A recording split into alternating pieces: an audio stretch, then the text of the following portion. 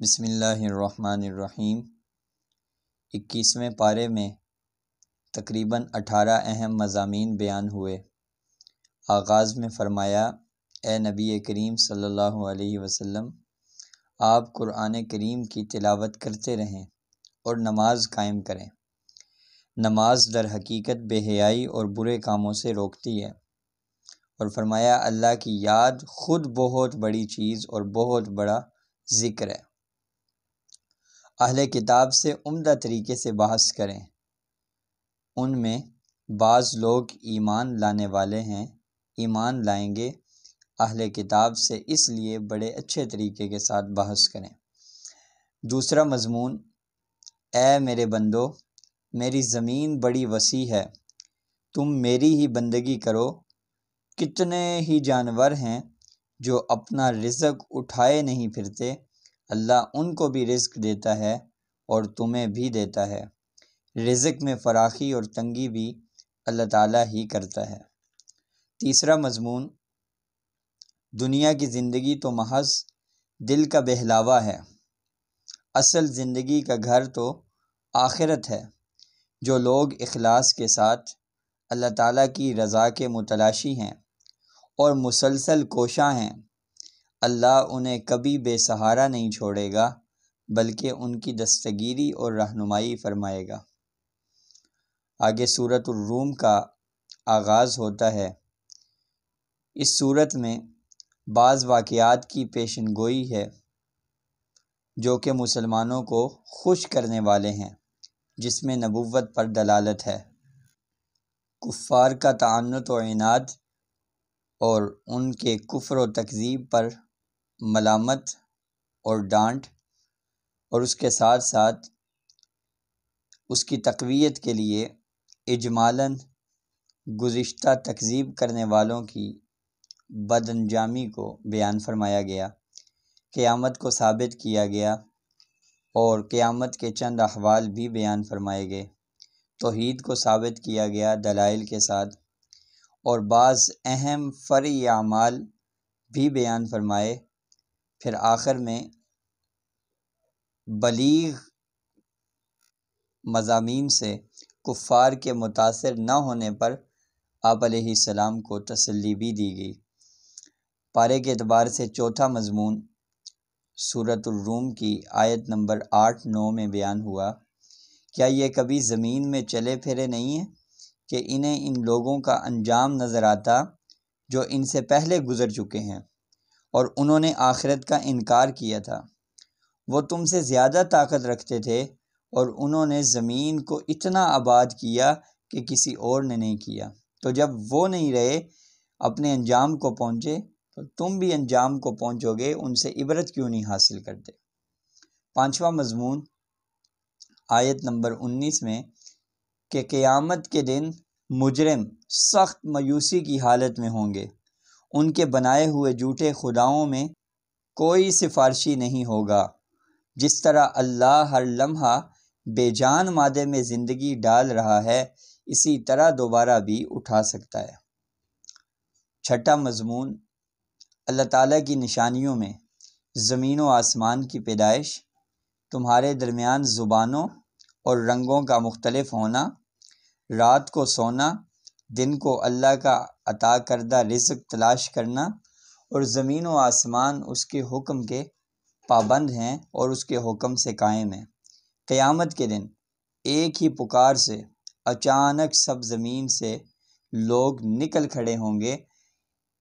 ساتواں مضمون، اے ایمان والو، تم گمراہ لوگوں کی طرح نہ ہو جاؤ جنہوں نے اپنا دین ٹکڑے ٹکڑے کر دیا، گروہوں میں بٹ گئے۔ ہر گروہ کے پاس جو کچھ ہے وہ اسی پر خوش ہے، اور انسان ویسے بھی کم ظرف واقع ہوا ہے۔ جب اسے کچھ دولت، طاقت یا عزت ملتی ہے تو اس پر پھول جاتا ہے، اور جب اپنے اعمال کی وجہ سے مصیبت میں پڑتا ہے تو فوراً مایوس اور دل شکستہ ہو جاتا ہے۔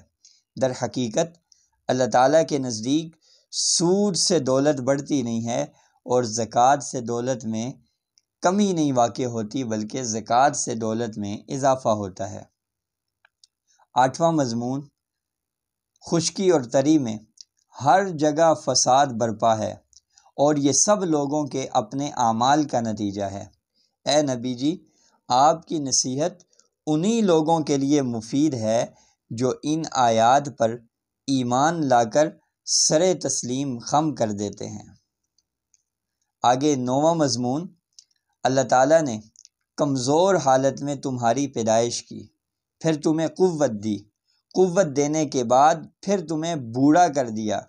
انسان اپنی تدبیر سے کسی حالت کو نہیں بدل سکتا۔ سورہ لقمان کا آغاز ہوتا ہے۔ اس سورت کے شروع میں قرآن کریم کی مدح اور اس کی تصدیق کرنے والوں کی مدح، تکذیب کرنے والوں کی مذمت، پھر تکذیب کرنے والوں کی سزا اور تصدیق کرنے والوں کی جزا کو بیان فرمایا گیا۔ توحید بیان ہوئی، بعض فرعی احکامات کو بیان فرمایا گیا، مشرکین کی وعید کے ساتھ نبی کریم صلی اللہ علیہ وسلم کو تسلی دی گئی، اور بالکل آخر میں علم الغیب کا اللہ کے ساتھ خاص ہونا بیان فرمایا گیا۔ پارے کے اعتبار سے 10واں مضمون، کچھ لوگ تو ہیں جو حکمت اور ہدایت سے لبریز آیات کو چھوڑ کر فکر و اخلاق کو تباہ کرنے والی بیہودہ چیزوں پر اپنا مال خرچ کرتے ہیں اور اپنے انجام سے بے خبر ہیں۔ جب آیات پڑھ کر سنائی جائیں تو بہرے بن جاتے ہیں۔ فرمایا انہیں دردناک عذاب کی خوشخبری دے دیجیے۔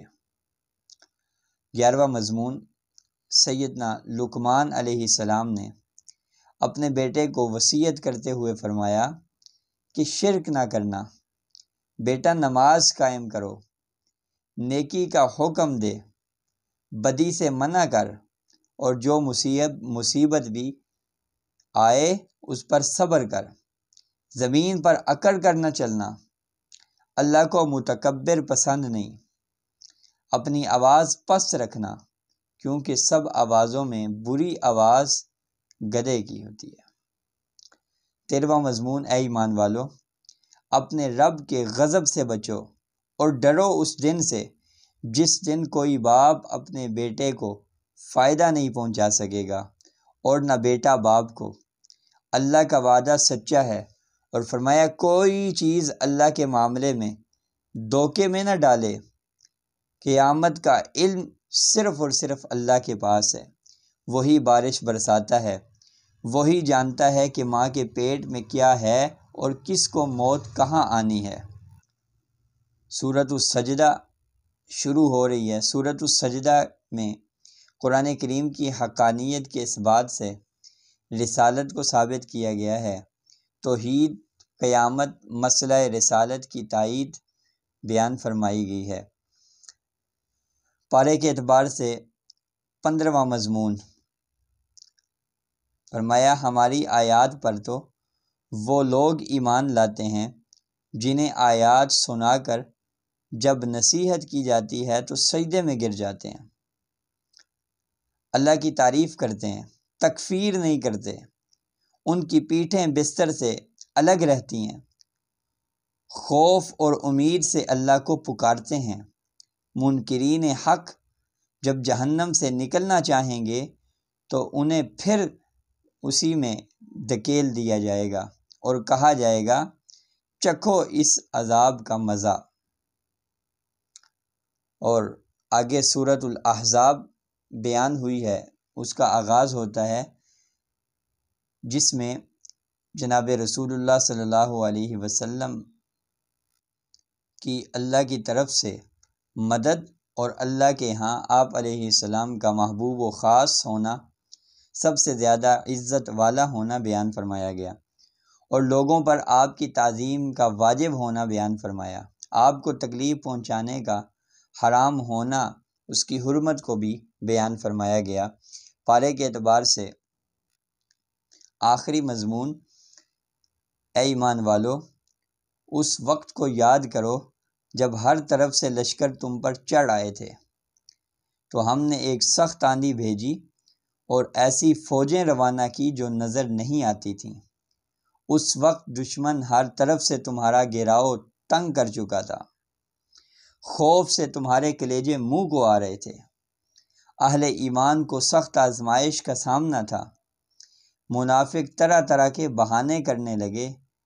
اے نبی جی، ان منافقین سے کہہ دیجئے کہ اگر تم موت سے بھاگنا چاہتے ہو تو تم کبھی بھی موت سے نہیں بھاگ سکتے۔